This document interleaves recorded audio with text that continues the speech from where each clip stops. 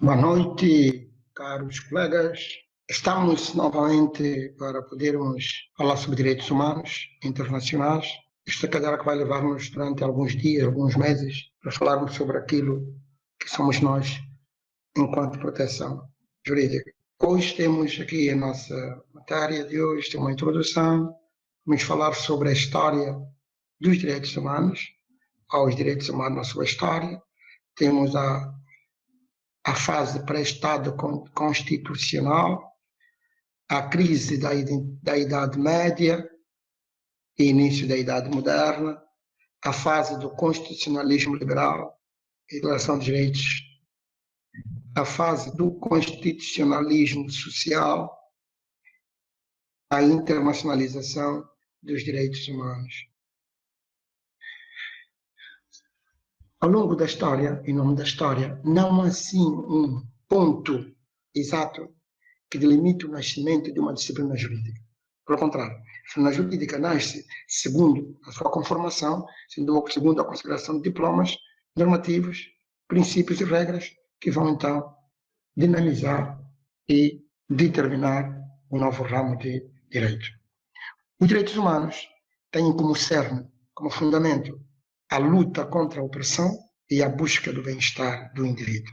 Fundamentada esta luta, fundamentado este cerne na justiça, na igualdade e na liberdade. Estes direitos humanos que lutam contra a opressão, que o homem não pode ser escravizado, que o homem não deve ser molestado, buscam o bem comum.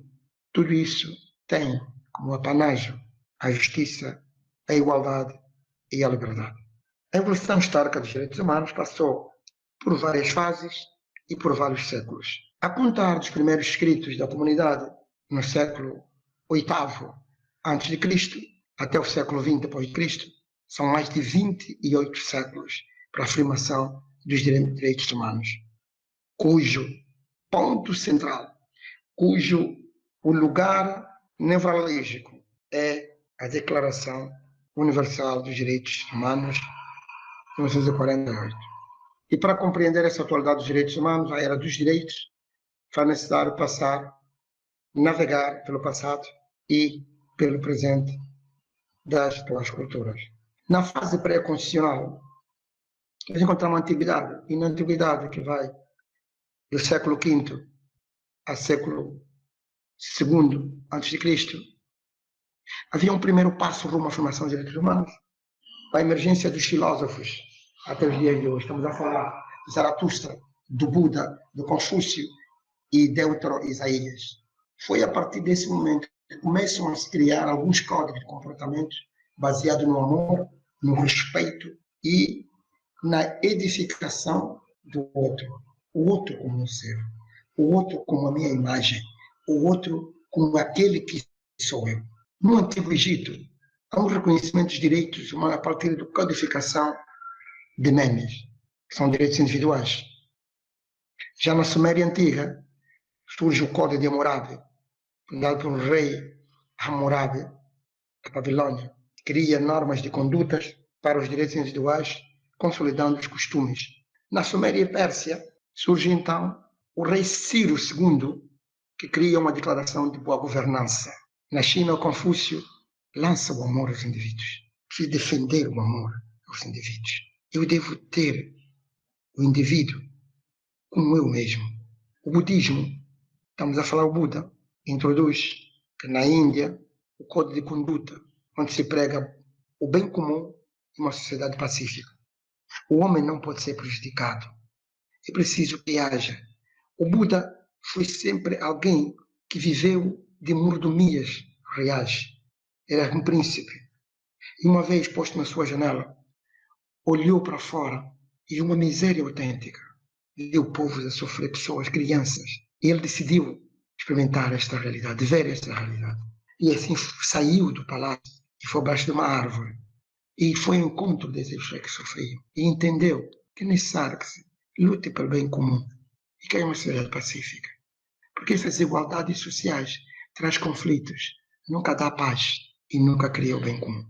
O islamismo fala da fraternidade e solidariedade aos vulneráveis. Ter aqueles que padecem, aqueles que sofrem como nossos irmãos. Na visão grega, estamos a falar, na Grécia, a democracia se consolida a partir de Péricles e Ordenança, que é a consolidação dos direitos humanos de forma expressiva, dos direitos políticos, a participação política dos cidadãos. Platão, na sua obra República, fala da igualdade e a noção do bem comum. Aristóteles, na Ética Nicômaco, fala sobre o agir da justiça, o agir com justiça, o agir com o bem de todos, lutar pelo bem de todos, da polis, da cidade, mesmo em face de leis injustas. E Sócrates dizia, por mais que as leis sejam injustas, elas devem ser cumpridas. O cumprimento, a autoridade das leis, não depende antes de elas serem justas ou justas, mas depende sim da nossa convicção de respeitar estas normas que foram criadas, mesmo tendo um fim justo. E aqui começa a reflexão sobre a superioridade normativa das leis. No direito romano, a proteção dos direitos humanos surge com o princípio da legalidade. O direito romano traz para a história, traz para a comunidade o princípio da legalidade. Esse princípio da lei de que tudo tem que estar segundo a lei. E é aqui onde nós surgir, na época, aqui consagra-se depois das obrigações, o direito à propriedade, o direito à liberdade, a personalidade jurídica, dentre outros, né? E a igualdade entre todos os humanos. Tudo começa a surgir no direito romano, quando eles consagram o ius gentium, que é o direito que era aplicado quer aos romanos, quer aos plebeus, aos romanos, quer aos estrangeiros, aos romanos, quer aqueles que não eram romanos. E esse, a partir desse ius gentium, que dá igualdade de todos os cidadãos daquele império. É a partir desse momento, é a partir desse ius gentium que nasce o direito internacional. O Cícero, nas suas defesas catilinas, como grande advogado, ele retoma a defesa da razão, que a verdadeira lei é a lei da razão, inviolável, mesmo em face da vontade do poder. Esta lei, que é a razão, a reta ratio, e as influências do cristianismo também trazem aqui algumas situações que apregoam a solidariedade, a preocupação com o bem-estar de todos, da dignidade, sua dignidade humana. E aqui, o Pentateuco, o Torá, que são os livros de Moisés, ressaltam aqui um valor muito importante, que é a solidariedade. Por isso é que o ser humano, por natureza, é solidário. Por tão mau que seja, tem dentro de si algum pingo de solidariedade.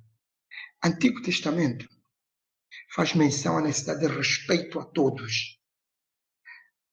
Os filhos devem respeitar os pais. Honra o teu pai e a tua mãe, para que os teus dias sejam longínquos na face da terra. E o Novo Testamento traz uma realidade muito importante na vida de todos: o amor ao próximo. Quem ama o próximo está a respeitar o princípio da igualdade, está a respeitar o princípio da solidariedade, está a respeitar a liberdade, está a respeitar o direito à vida, está a respeitar o direito à saúde, está a respeitar o direito à educação, está a respeitar o direito, todos os direitos sociais, está a respeitar os direitos políticos. Isso é muito forte. Ame a ti mesmo. Ame aos outros como a ti mesmo. O verdadeiro mandamento é esse que eu vos deixo, dizia Jesus Cristo. Amai-vos uns aos outros, como eu vos amei. Mas amai-vos uns aos outros ainda mais, como te amas a ti mesmo. Ama o teu próximo como a ti mesmo. Assim como você não gosta de te magoar, não gosta de te ferir, também não magoa o outro, também não fira o outro.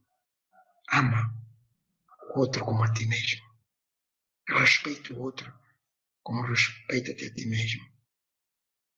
Respeita a vida do outro, como respeita a tua vida. Respeita a casa do outro, como respeita a tua casa. Respeita a mãe do outro, como respeita a tua mãe. Respeita o outro como a ti mesmo. Os católicos, a partir do Santo Agostinho e São Tomás de Aquino, todos eles pregam este amor, a cidade terrena e a cidade do alto. E aqui surge essa realidade típica. Pessoas. Na Idade Média, e aqui estamos a falar da crise média, esta Idade Moderna, surgem então as primeiras reivindicações, os primeiros movimentos da dinâmica reivindicatória de liberdades a determinadas realidades. Aqui surge primeiro a Declaração das Cortes de Leão, na Península Ibérica, e a Carta Magna, a Magna Carta Inglesa, de 1215. Esta Carta Magna estabelece grande realidade típica do devido processo legal. A criação das cortes já constitui uma manifestação à luta dos senhores feudais contra a centralização do Estado Nacional. A Magna Carta, que é, no fundo, o regime jurídico futuro dos direitos humanos, que trata algo dos direitos individuais contra o Estado. Depois surge o Renascimento e a Reforma Protestante. Estamos a falar do Lutero e outros. O Lutero que, por sua vez, se manifesta contra a venda de fés preparada pela Igreja Católica. Com a ilusão da importância dos estamentos de igrejas e senhores feudais, surge a ideia de todos submetidos ao poder absoluto do rei. No século XVII, o Estado absolutista é questionado pelos ingleses.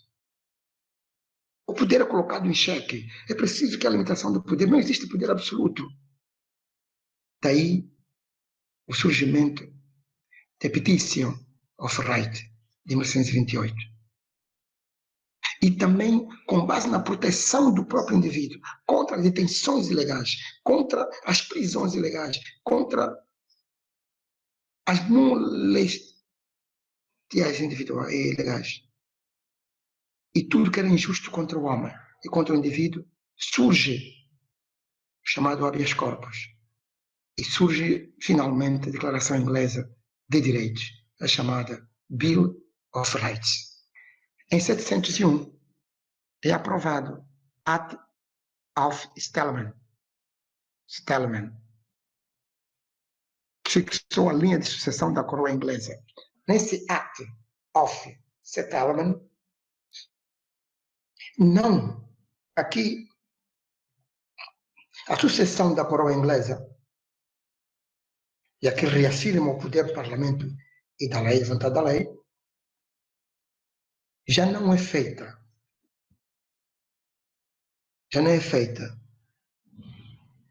em função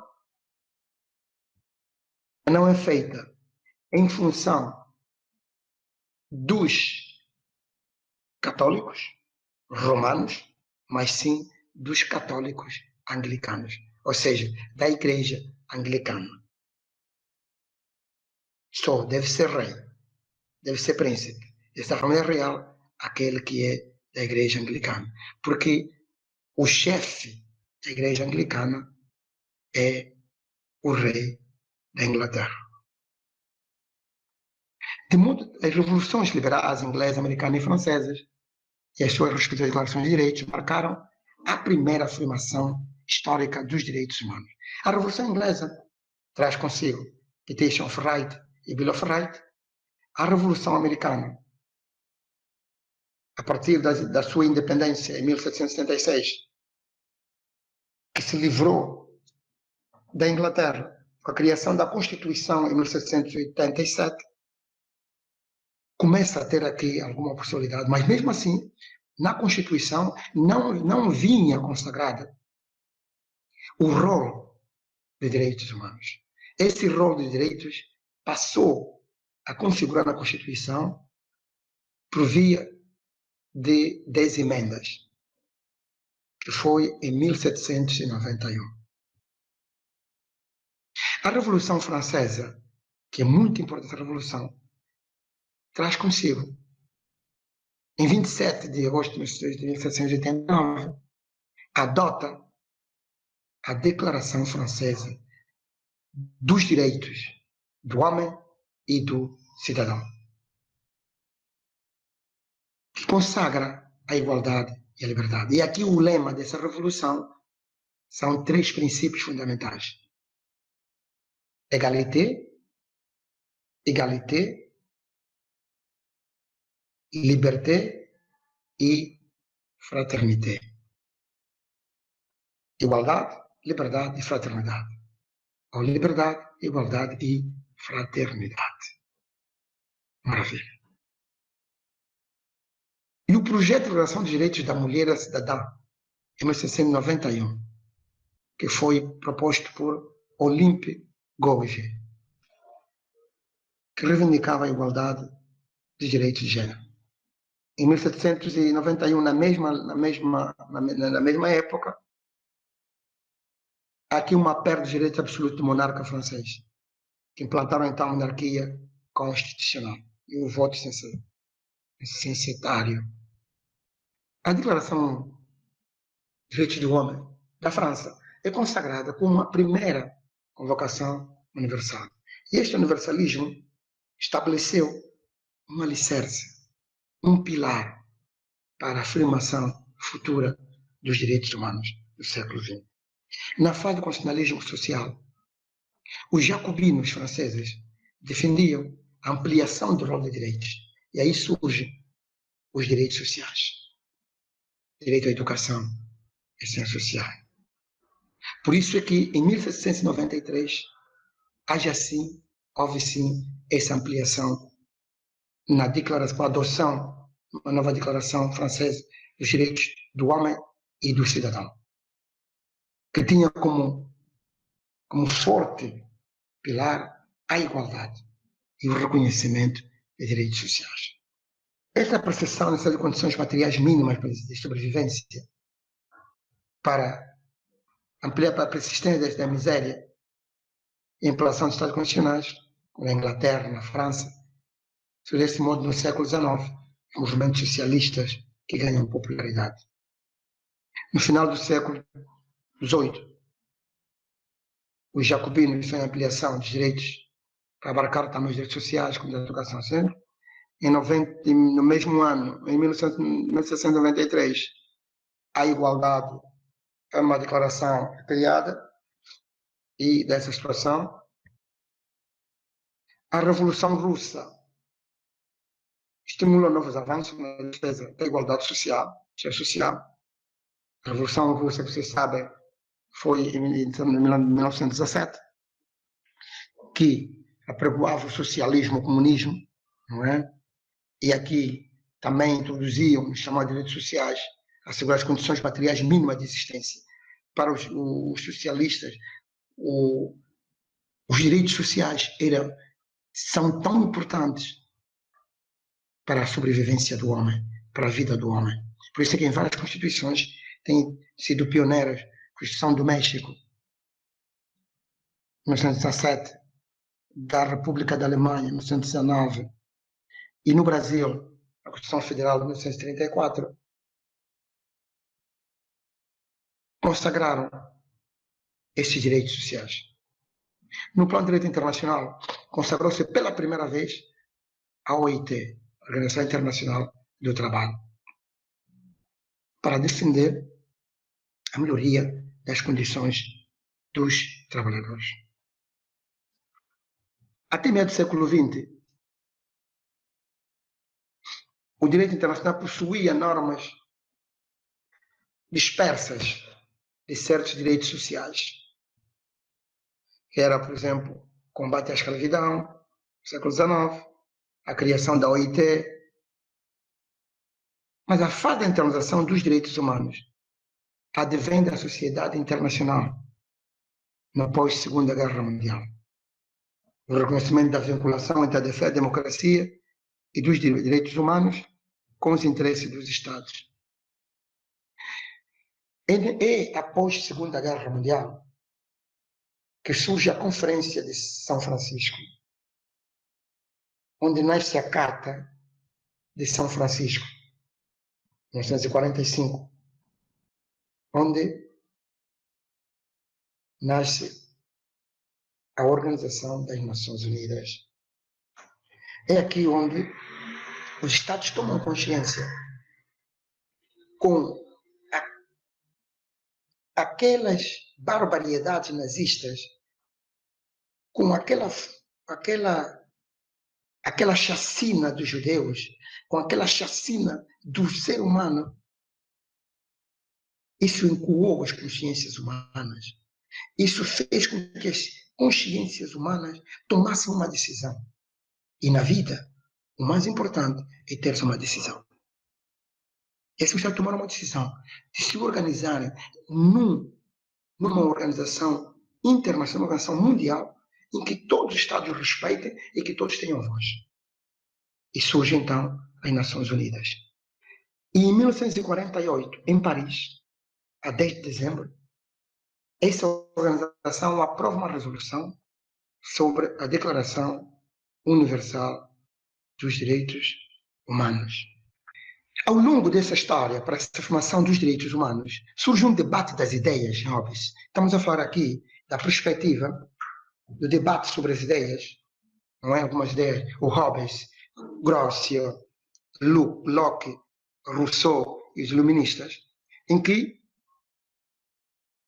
no decorrer da história, vamos falando de algum deles também, como falamos de outros filósofos, também vamos falar desses nossos irmãos filósofos também, que pactuaram conosco durante algum tempo sobre a formação dos direitos do homem. Temos aqui esse debate em que Thomas Hobbes, no seu livro Leviatã, que o primeiro direito do ser humano consistia no direito pleno da sua liberdade, do estado da sua natureza. O direito do ser humano pleno no estado da natureza. E ele dizia ainda mais, por este facto, porque o homem, homo hominis lupus, o homem é o lobo do próprio homem. Tendo essas ameaças, é necessário que haja proteção dos direitos. E diante das ameaças, porque o Estado só surge por causa dessas ameaças dos seus semelhantes. Porque se não houvesse ameaça dos seus semelhantes, não haveria Estado. O Estado vem para proteger o fraco, proteger aquele que está ameaçado. Hugo Grocio defende de que, no seu livro O Direito da Guerra e da Paz, a existência do direito natural. As normas decorrem do princípio da própria natureza. A própria natureza tem as suas próprias normas. E essas normas devem ser respeitadas. O próprio homem, quando nasce, tem obediência a essas normas. E essas não obedecem segundo a sua consciência. Porque são normas inerentes à condição humana. John Locke defende os direitos dos indivíduos, mesmo contra o Estado. Ele diz que o objetivo de um governo é salvaguardar os direitos naturais do homem, que existem desde o estado da natureza. E o grande objetivo das sociedades políticas é defender o direito à vida, o direito à liberdade, o direito à propriedade. É a defesa de John Locke. John Locke vai defendendo esta matéria de que é preciso que o Estado, o Estado, preserve a vida, a liberdade e a propriedade. E o John Locke também é um dos primeiros, antes Para além do Aristóteles, John Locke também vem defendendo a divisão das funções do poder. Vai ter que existir o poder legislativo, o poder executivo e o poder federativo. E ele diz que o poder legislativo é o mais importante porque representa a sociedade. O poder legislativo é o mais importante porque representa a sociedade. E também é preciso entender de que o poder, o Montesquieu só veio depois para concretizar aquilo que os dois já teriam falado, como Aristóteles e o Locke, John Locke. Por isso é que as ideias de John Locke dinamizaram a implantação do Estado constitucional. Jean-Jacques Rousseau fala do contrato social. Na sua obra Contrato Social, ele fala de um contrato que a sociedade, a vida em sociedade, deve basear-se segundo um contrato. Deve ser baseada em um contrato. Entre homens livres e iguais que estruturam o Estado. A igualdade e a liberdade são valores, são inerentes aos seres humanos. Por isso, a renúncia à liberdade, à igualdade, são incompatíveis. Seria incompatível com a natureza humana. O homem não pode renunciar à liberdade, não pode renunciar à igualdade, porque isso é incompatível. Isso não é passível do ser humano. Isso arrasa o ser humano, isso destrói o ser humano. Por isso que a renúncia à liberdade seria o mesmo a renúncia à natureza humana. Esses direitos são inalienáveis. A inalienabilidade dos direitos humanos. O Beccaria, vendo como eram tratados os seres humanos, no nome da sua repressão, começa a criar a influência de jus puniendi, que vai até os dias de hoje, o direito penal. Kant defende a existência da dignidade intrínseca a todo ser racional, que não tem preço ou equivalente. Foi o primeiro a definir a dignidade. Porque a dignidade não tem definição, não se define, não tem conceito, porque ninguém conseguiu definir o que é. O Kant simplesmente disse que é algo, é um valor que não tem preço nem equivalente. É a dignidade. O ser que tem que ser a dignidade. O ser humano não pode ser tratado como um meio, como um objeto, como uma coisa, como uma mercadoria, como fosse arroz, como fosse feijão. Não. Como fosse sorvete. Não. O ser humano é algo especial. O ser humano detém algo sem valor. Algo que não tem preço. Algo que não se mede. Algo sem equivalente. A Organização dos Direitos Humanos advém da Organização Internacional. Os direitos humanos, no âmbito da sua história, decorreram sobre essas fases. E essas fases são importantes para nós irmos conhecendo, porque não podemos conhecer algo sem conhecer a sua história. E quando nós deturpamos a história de alguma coisa, nós não conseguimos perceber nem viver esta coisa. O bem é só vivido quando nós conhecemos a história do bem. E o ser humano só vive bem quando ele conhece a história do sofrimento para o alcance deste bem. Muito obrigado. Eu espero as vossas questões, as vossas perguntas, as vossas inquietações e as vossas reflexões sobre essa história dos direitos humanos, ou percurso histórico dos direitos humanos. Obrigado. Até a próxima aula.